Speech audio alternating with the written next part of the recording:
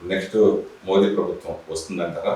ఎన్డీఏకి 400 స్థానాలని ప్రకటించారు కదా, అది సాధ్యం? ఖచ్చితంగా అందులో డౌటే లేదండి. అది స్థానాల గురించి నేను ఖచ్చితంగా చెప్పలేను. అది ఫీల్డ్లో ఉన్నవాళ్ళు, దీని ప్రధానమైన ఛానల్స్ ఉంటాయి కదా, వాళ్ళ సర్వేలో ఏం బయటపడుతుందో తెలియదు. కానీ కన్ఫర్మ్డ్గా మోదీ ప్రభుత్వం వస్తుంది, రావాలి అని కూడా ఈ భగవద్గీత తపస్సులో, భగవద్గీత అనే తపోయజ్ఞంలో, గాన తపోయజ్ఞంలో నేను ఇన్ని సంవత్సరాలు ఉన్నప్పుడు నాకు తెలియకుండానే నాకు కొంత శక్తి నాకు సంక్రమించి ఉండవచ్చు.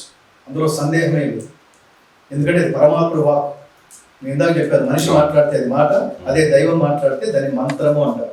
ఈ భగవద్గీత మంత్రయుక్తమైన భగవద్గీత మార్గంలో ఉన్నప్పుడు నా మనసుకో, బుద్ధికో, ఆత్మకో, నాలుకకో, నా భాషకో ఏదైనా శక్తి సంక్రమిస్తే ఆ శక్తి ద్వారా, ఈ తపస్సు ద్వారా నాకు లభించిన ఈ శక్తిని మోడీ ఆరోగ్యంగా ఉండాలి, మోడీ ఉన్నంత వరకు, మోడీ కావాలనుకున్నంత వరకు ఈ దేశానికి ప్రధానిగా మోడీనే ఉండాలి. అప్పుడు అన్ని మానవత్వం కాపాడబడుతుంది, ధర్మం కాపాడబడుతుంది. నేను ఇందాక చెప్పినట్టుగా మోడీ ఉన్నంతకాలం మోడీనే ఉండాలి. ఎందుకంటే మీరు కంపేర్ చేసి చూడండి, నేనేదో ఆయన జీవించి ఉన్నంతకాలం కాదు, తర్వాత వచ్చాడు మీకు యోగి ఆదిత్యనాథ్. అసలు వాళ్ళు చేస్తున్న పనులు నాకు చాలా ఆనందం అనిపిస్తుంది. నీ తల్లిని కాపాడుతున్నారు, అది గుర్తించినాయా హిందువులారా? నీ తల్లి, నీ తండ్రి ఎవరా తల్లి? సీతమ్మ. ఎవరా తండ్రి? రామయ్య తండ్రి. వాళ్ళు చూపించింది ఏంటి? వ్యక్తులు కాదు, వాళ్ళు ధర్మ మార్గంలో నడిచిన వాళ్ళు. సమసమాజ స్థాపన జరగాలంటే, ఆ ధర్మం కాపాడాలంటే, ఆ ధర్మం గురించి అవగాహన ఉన్నవాడు ఆ సీట్లో ఉండాలి. అలాంటి వాడు బంధు ప్రీతి లేనివాడు కదా, డబ్బు పిచ్చి లేనివాడు ఎవడు? మోడీ. అలాంటి వాళ్ళు ఉంటే ఇప్పుడు మన పిల్లలు ఎంత వెదవలైనా మన తర్వాత సీట్లో వాడే కూర్చోవాలి అనుకునేవాడికి మీరు కట్టబెడితే ఆ వెదవలే కూర్చుంటారు. ఇతనికి అసలు బంధు ప్రీతి లేదు, డబ్బు లేదు, అతనికి దేహము లేదు, అతనికి దైవం అంతా దేశమే. ఆయన మోడీ. నేను ఇంతకుముందు ఈ హిందుత్వం పట్ల నాకు విశేషమైన ఈ ప్రేమ ఉన్న, అభిమానం ఉన్న. ఎందుకంటే పర్టికులర్గా ఈ దేశంలో పుట్టినందుకు హిందుత్వం గురించి అవగాహన లేకపోతే ఎలా అండి? మనకు అసలు పేట్రియాటిజం ఉండాలా, అక్కర్లేదా? మన దేశభక్తి గురించి మాట్లాడుతున్నా అంటే అది మతం పిచ్చని కాదు, మతాన్ని కాపాడుకోవడం. ఎస్, నేనే అది అయిపోయినప్పుడు నా మతాన్ని ఎవడన్నా అంటే, నా ధర్మాన్ని, అసలు ఇది మతం కాదు, దీని ధర్మం అంట. మతం అంటే ఒక వర్గానికి చెందింది మాత్రమే, ధర్మం అంటే సార్వజనీనం. నేను ఎప్పుడో లిస్ట్ చెప్తుంటా. భారతదేశపు ధర్మాన్ని మెచ్చుకుంది ఎవరో తెలుసా?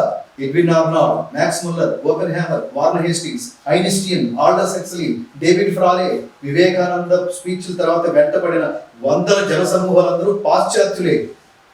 నీ ఐడియాలజీ వెనకాల పడ్డారు, మతం వెనకాలని కాదు దాని అర్థం. రెండోది, మనకి చేర్చుకోవడాలు ఇట్లాంటి దరిద్రాలు మన దగ్గర లేవు కదా. మీరందరూ మారిపోయి మా దాంట్లోకి వచ్చేయని అడుక్కునే మార్గాలు మన దగ్గర లేవు. అందుకని దాన్ని ఎవరన్నా అంటే మనకు అసలు ఊరుకోమనం. దాన్ని కాపాడే వాళ్ళు అయితే వాడు ఖచ్చితంగా వాడు దైవంతో సమానం. అందుకని సెంట్రల్లో మోడీ గారే ఉండాలనేది మాలాంటి ఎంతో మంది బలమైన విశ్వాసం. ఇప్పుడు నేను చెప్పిన లిస్ట్ అంతా ఉంటే అవన్నీ చేయగలిగిన వాడు, గతంలో ఎవరు చేయలేని వాడు, లౌక్యంగా ఉన్నవాడు. మనం ఎంత బలహీనులం కాకపోతే స్వాతంత్రం వచ్చిన 76 సంవత్సరాల తర్వాత రాముడు పుట్టిన భూమిని కన్ఫర్మ్ చేసుకుంటూ రామాలయం నిర్మిస్తామా? 76 సంవత్సరాల తర్వాత ఇంత బలహీనంగా ఉన్నామా? ఈ దేశంలో హిందువులు ఖచ్చితంగా బలహీనంగానే ఉన్నాం. నేను ఇందాక చెప్పిన లిస్ట్ అంతా మోడీ కాకపోతే ఇంకొకటి వల్ల అవుతుందా? ఇంకో పార్టీ వల్ల అవుతుందా? సమానంగా ఉన్న మీరు కాంపిటీషన్ లో నిలబడ్డ పార్టీ, అది ముస్లిం పార్టీ, అది క్రిస్టియన్ పార్టీ. ఈ దేశం కోసం వాళ్ళు ఎలా ఆలోచిస్తారు? ఈ దేశ ధర్మాన్ని కాపాడాలని ఎలా ఆలోచిస్తారు? అసలు ధర్మం అనే మాట కూడా మాట్లాడగలరు ఎక్కడన్నా? వాళ్ళు మాట్లాడుతున్నారు ఎక్కడన్నా?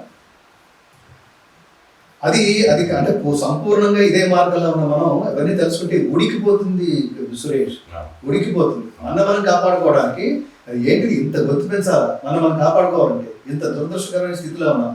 ఏదో వాడొక్కడి గొడవే అన్నట్టుగా అలా ఉన్నారు హిందువులందరూ. అలాగే ఉన్నారు. బొట్టు పెట్టుకోవడానికి ప్రాబ్లం. ఆడపిల్లలు అయితే దగ్గరికి వెళ్ళి భూతత్వంతో చూస్తే తప్ప బొట్టు కనపడదు, మొత్తం ఇంగ్లీషే. మన అక్కడెక్కడ ఒక మాట అన్నారు, సంస్కృతం మాట్లాడితే మీరు హిందువులా అని మాట్లాడుతున్నారు.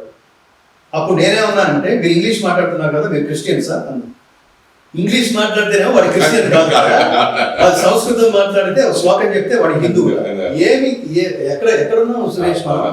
ఎవరు సక్సెస్ ఈ దేశం నుంచి పోండి, మీరు మీ ఐడియాలజీ వద్దు, మీరు వద్దు పోండి అని తరిమేసిన వాళ్ళు ఎవరైతే ఉన్నారో అదే పట్టుకుని మనం వేలాడుతున్నట్టే. వాడు ఎంత సక్సెస్ అయిపోయారు వాడు ఇంగ్లీష్ని వ్యాప్తి చేయడంలో, వాళ్ళ ఐడియాలజీని వ్యాప్తి చేయడంలో.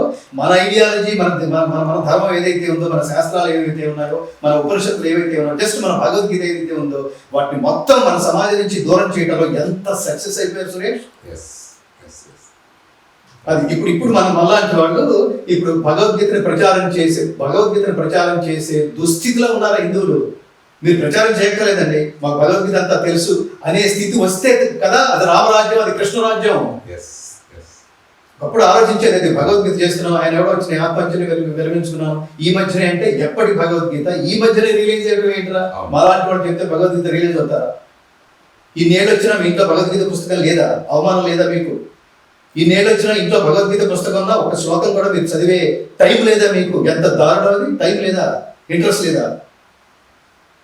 ఎందుకు ఇంత ఆవేశంగా మాట్లాడుతున్నామంటే అది చదివి మీరు బాగుపడితే దాని ఇంపాక్ట్ సమాజం మీద ఉంటుంది. ఎందుకంటే ఇది చదవకపోతే మామూలుగా లౌకిక విద్యలు చదివే వాళ్ళు ఆ విద్యల్లోంచే ఒకడు పోలీస్ ఆఫీసర్ పుడతాడు, ఆ విద్యల్లోంచి ఒకడు ఐఏఎస్ పుడతాడు, ఒకడు ఐపీఎస్ పుడతాడు, ఒకడు మినిస్టర్ అవుతాడు. ఏమి ఐడియాలజీ లేనప్పుడు వాడు మినిస్టర్ అయినా, పోలీస్ అయినా, లాయర్ అయినా, ప్రధానమంత్రి అయినా ఏమీ లేకపోతే దేశాన్ని ఎలా పరిపాలిస్తారు? ఎట్లాగైనా స్వార్థంగా. ఎలక్షన్స్ వస్తున్నాయంటే 100 కోట్లు 1000 కోట్లు మద్యం, జనాల బలహీనతతో ఇలా ఆడుకుంటారా? ఎందుకంటే నీకు భగవద్గీత బేస్ లేదు. బేస్ ఉంటే ఏమవుతుందంటే నువ్వు మద్యానికి పంపిణీ చేస్తున్నావు అనుకో, నో ఇదేం అధర్మం రా అని లోపల నుంచి పరమాత్మ ఒక్కొక్క శ్లోకం రూపంలో నిలబడి నేను కడిగేస్తుంటాడు, నేను నిలబెడుతూ ఉంటాడు, నీ బాధ్యత గుర్తు చేస్తుంటాడు. అది భగవద్గీత చెప్పాడు.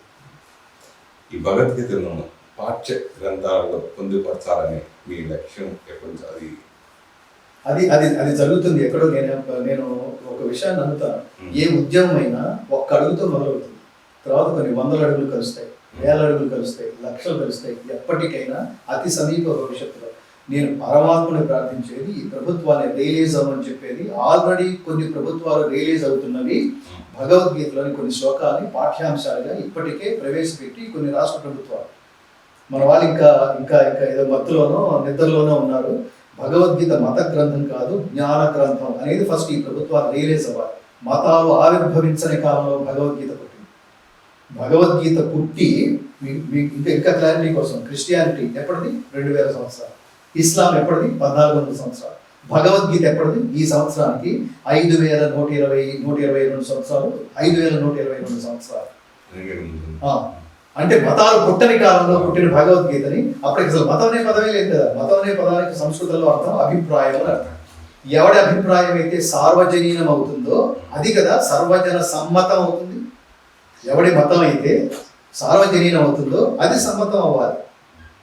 సో అలాంటిది భగవద్గీత. దీన్ని అసలు ముందు మన దేశం కాపాడుకోకుండా ఇంకెవరి దేశం కాపాడుకోవడం ఏమిటి? ఇక్కడ మీకు ఉదాహరణ చెప్తాను. అమెరికాలో న్యూ జెర్సీలో శాటన్ హాల్ యూనివర్సిటీలో MBA చదివే విద్యార్థులకి భగవద్గీత కోర్సు మ్యాండేటరీ. వాళ్ళు తప్పకుండా ఆ కోర్సు చదివి తీరాలి. అక్కడ MBA చదివే స్టూడెంట్. ఆ కోర్సు పేరు ఏ జర్నీ ఆఫ్ ట్రాన్స్ఫర్మేషన్.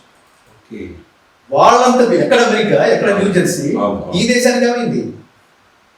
మన వాళ్ళే నో అంటారు అన్నమాట. మిగతా వాళ్ళు హర్ట్ అవుతారు. ఈ జాడ్యం ఏమిటో, ఈ దరిద్రం ఏమిటో, ఈ జబ్బు ఏమిటో తెలియదు. హర్ట్ అయ్యే వాళ్ళని పొమ్మనండి. హర్ట్ అయ్యే పర్సంటేజ్ ఎంత? నా తల్లి గొప్పతనం ఏమిటో, నా తల్లి అంటే మన దేశపు గొప్పతనం ఏమిటో మనం చెప్పుకోవాలనంటే పక్క దేశం నుంచి వచ్చిన వాళ్ళు హర్ట్ అవుతారు. ఏమైనా సెన్స్ ఉందా మీకు? పైగా వాడు ఏం చెప్తున్నాడు? మతం గురించి చెప్పాలా? యద్యదాచరతి శ్రేష్ఠః తత్తదేవేతరో జనః సయత్ ప్రమాణం కురుతే లోకస్తదనువర్తతే.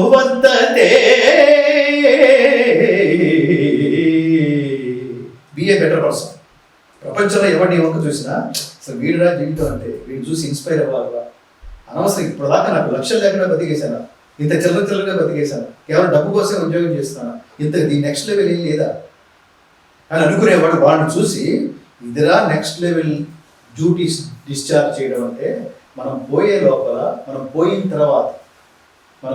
తర్వాత జనాలు అసలు వీడు దీనికోసమే పుట్టాడు, మనం ఈ సబ్జెక్ట్ కనుక అనుకుంటే వీడిని ఫాలో అవ్వాలి అని అనుకునేట్టుగా నువ్వు జీవితం సాధించే లోపల నువ్వు సెలెక్ట్ చేసుకునే సబ్జెక్టుకి నువ్వు జనాలకి స్ఫూర్తిని ఇవ్వాలి. అది సబ్జెక్ట్ ఏమంటారు అందులో మమేకమై కర్మ చేయటం అంటే అది.